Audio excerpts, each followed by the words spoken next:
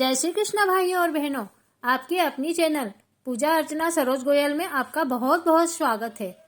आप सभी को पुत्रदा एकादशी की बहुत बहुत शुभकामनाएं। भाइयों और बहनों, आज इस वीडियो में हम जानेंगे कि पौष मास में आने वाली पुत्रदा एकादशी कब मनाई जाएगी। पुत्रदा एकादशी के व्रत का शुभ समय और शुभ मुहूर्त क्या होगा और पारने का शुभ मुहूर्त क्या रहेगा।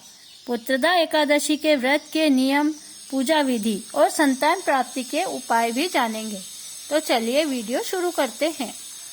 विष्णु जी के कृष्ण स्वरूप की पूजा करनी चाहिए।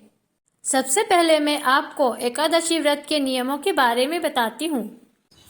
एकादशी व्रत करने वालों को दशमी के दिन से ही एक समय भोजन करके इसका नियम शुरू कर देना चाहिए।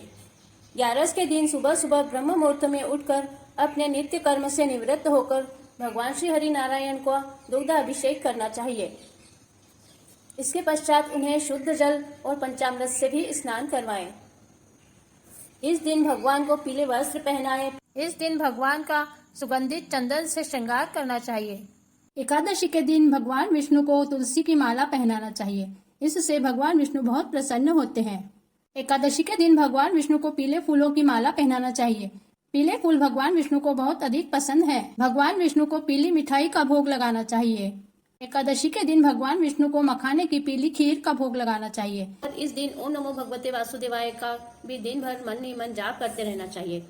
अपनी मनोकामना पूर्ण करने के लिए एकादशी के दिन दक्षिणावर्ती शंख में दुग्ध भरकर भगवान शालिग्राम का अभिषेक करना चाहिए।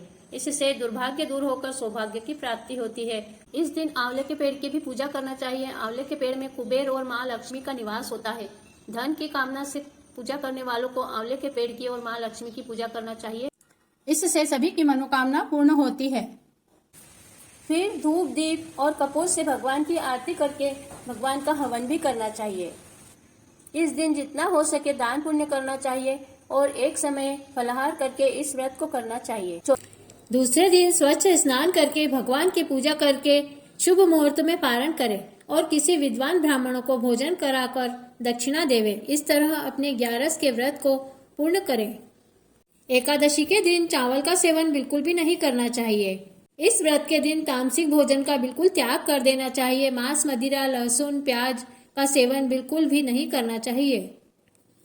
एकादशी के दिन कभी भी झूठ नहीं बोलना चाहिए और किसी से झगड़ा नहीं करना चाहिए। गाली गलौज नहीं करना चाहिए और बुरे कार्य नहीं करना चाहिए। किसी का दिल नहीं दुखाना चाहिए और गरीबों की मदद करना चाहिए। गायों को घास खिलावें, चिड़ियों को दाना देवें। एकादशी के दिन श्री कृष्ण मंदिर में जाकर दीप दान करने का बहुत अधिक फल प्राप्त होता है। इस दिन भगवान बाल कृष्ण को माखन मिश्री का भोग लगाना चाहिए या फिर केसर युक्त पीली खीर का भोग लगा सकते हैं। भगवान को मावे, मिष्ठान और दूध की मिठाई का भोग लगावें और भगवान को मिश्री बहुत अधिक प्रिय है। भगवान को माखन मिश्री का भोग अवश्य लगाना चाहिए। पंचमेवा और 5 तरह के फल भी चढ़ाना चाहिए। इसके बाद भगवान की संपूर्ण आरती करें और 11 की कथा पढ़ें। इस तरह अपने 11 के व्रत को पूर्ण करें। दोस्तों, पौष शुक्ल पक्ष में आने वाली एकादशी को पुत्रदा एकादशी कहा जाता है।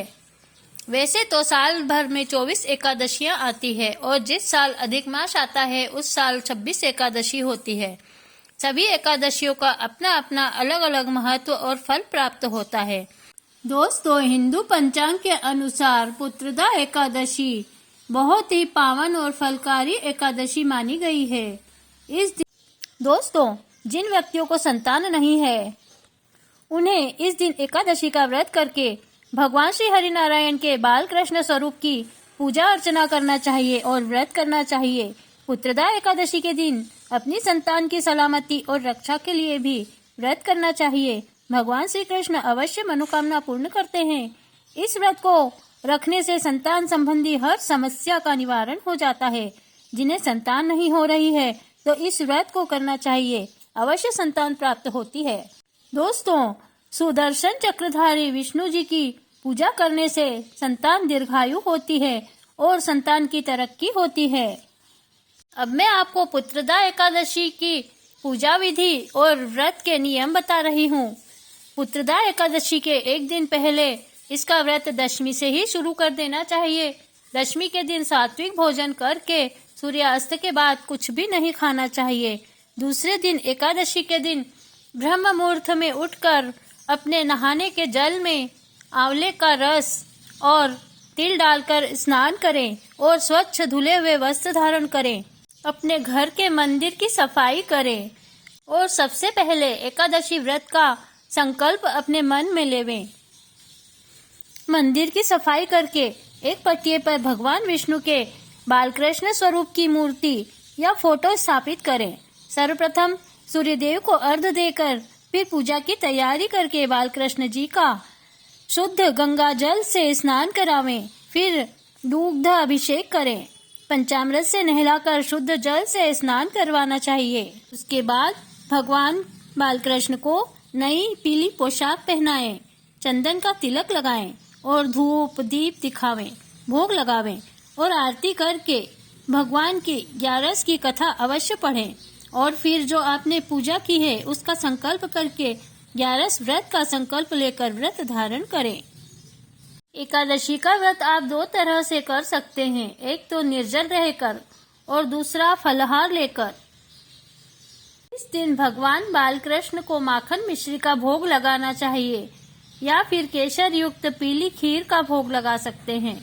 भगवान को मावे मिष्ठान और दूध की मिठाई का भोग लगावें और भगवान को मिश्री बहुत अधिक प्रिय है। भगवान को माखन मिश्री का भोग अवश्य लगाना चाहिए। पंचमेवा और 5 तरह के फल भी चढ़ाना चाहिए। इसके बाद भगवान की संपूर्ण आरती करें और 11 की कथा पढ़ें। इस तरह अपने 11 के व्रत को पूर्ण करें। ओम नमो भगवते वासुदेवाय इस मंत्र का दिन भर अपने मन ही मन जाप करते रहें और हो सके तो बैठकर एक माला इस मंत्र का जाप अवश्य करें। हरे राम राम राम हरे हरे, हरे कृष्ण कृष्ण कृष्ण हरे हरे। इस मंत्र का भी जाप निरंतर अपने मन ही मन 11 के दिन चलते रहना चाहिए। इससे भगवान श्री हरि विष्णु बहुत अधिक प्रसन्न होते हैं। एकादशी के दिन मनुष्य को किन नियमों का पालन करना चाहिए इस बारे में मैं आपको बताती हूँ। एकादशी के दिन सात्विक भोजन करना चाहिए। मांस, मदिरा, लहसुन, प्याज बिल्कुल भी घर में नहीं बनावे और न खावे। गरीबों की सहायता करना चाहिए। गायों की सेवा करना चाहिए। गायों को घास खिलावें और चिड़ियों को दाना पानी देवें। किसी को अपशब्द नहीं कहना चाहिए और बड़ों का आदर करना चाहिए। बुजुर्गों की सहायता और सेवा करना चाहिए। एकादशी के दिन ब्रह्मचर्य का पालन करके रात्रि जागरण करें और रात भर भगवान के ओम नमो भगवते वासुदेवाय का जाप करें और भजन कीर्तन करते हुए अपनी रात्रि जागरण को करें। एकादशी के दिन विष्णु सहस्त्र नाम का पाठ करें। जिन व्यक्तियों को संतान नहीं है उनके लिए संतान प्राप्ति के मैं कुछ उपाय बता रही हूँ। इन्हें करने से सच्चे दिल से भगवान से अपनी मनोकामना कहें तो अवश्य ही मनोकामना पूर्ण होगी। संतान प्राप्ति की कामना रखकर एकादशी के दिन श्री कृष्ण भगवान को पंचामृत का भोग लगावें और उन्हें तुलसी की माला चढ़ावें और ओम क्लीम कृष्णाय नमः मंत्र का 108 बार जाप करें। प्रसाद दोनों पति पत्नी को खाना चाहिए और जो तुलसी की माला चढ़ाई है उसे पत्नी अपने गले में पहन ले। इस तरह का उपाय करके पति पत्नी बालकृष्ण को पंचामृत का प्रसाद पति पत्नी दोनों लेवें और तुलसी की माला पत्नी अपने गले में पहन ले। इस तरह बालकृष्ण की पूजा करने से संतान की प्राप्ति अवश्य होती है। पुत्रदा एकादशी के दिन संतान प्राप्ति का दूसरा उपाय बताती हूँ। पति पत्नी बालकृष्ण जी को पीले फूल की माला चढ़ावे, हल्दी का तिलक लगावे और उसी हल्दी को स्वयं भी लगावे। चंदन की लकड़ी के 2 गठ भगवान को चढ़ावें और फिर दोनों टुकड़े एक एक पति पत्नी दोनों धारण करें। यह उपाय पुत्रदा एकादशी के दिन करें, अवश्य मनोकामना पूर्ण होगी। संतान प्राप्ति का तीसरा उपाय बताती हूँ। पुत्रदा एकादशी के दिन लड्डू गोपाल जी का दक्षिणवर्ती शंख में केसर युक्त दूध भरकर उनका दुग्धाभिषेक करें। फिर उस दूध को पति पत्नी दोनों पीवे। संतान की कामना मन में रख कर भगवान से प्रार्थना करें संतान अवश्य प्राप्त होगी। संतान प्राप्ति के लिए पुत्रदा एकादशी के दिन चौथा उपाय बताती हूँ।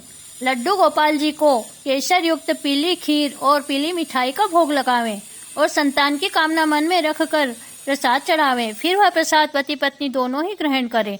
मनोकामना का यह प्रसाद पति पत्नी ही लेवें, किसी और को नहीं देवें। अवश्य मनोकामना पूर्ण होगी। दोस्तों, अब मैं आपको बता रही हूँ कि पुत्रदा एकादशी का व्रत 13 जनवरी 2022 गुरुवार के दिन रखा जाएगा। पौष पुत्रदा एकादशी आरंभ होगी 12 जनवरी 2022 को शाम 4:51 पर। पौष पुत्रदा एकादशी का समापन होगा 13 जनवरी 2022 शाम 7:35 पर। एकादशी व्रत के पारने का समय होगा 14 जनवरी 2022 को प्रातः 7:15 से 9:21 तक। आपको इस समय में पारना अवश्य कर लेना चाहिए। एकादशी के दूसरे दिन बारस के दिन भी ब्रह्म मुहूर्त में उठकर भगवान बालकृष्ण की विधि विधान से पूजा अर्चना करके अपना पारना करें और फिर किसी योग्य ब्राह्मण को दान दक्षिणा और भोजन करवा के स्वयं भोजन ग्रहण करें। इस तरह अपने 11 का व्रत संपन्न करें।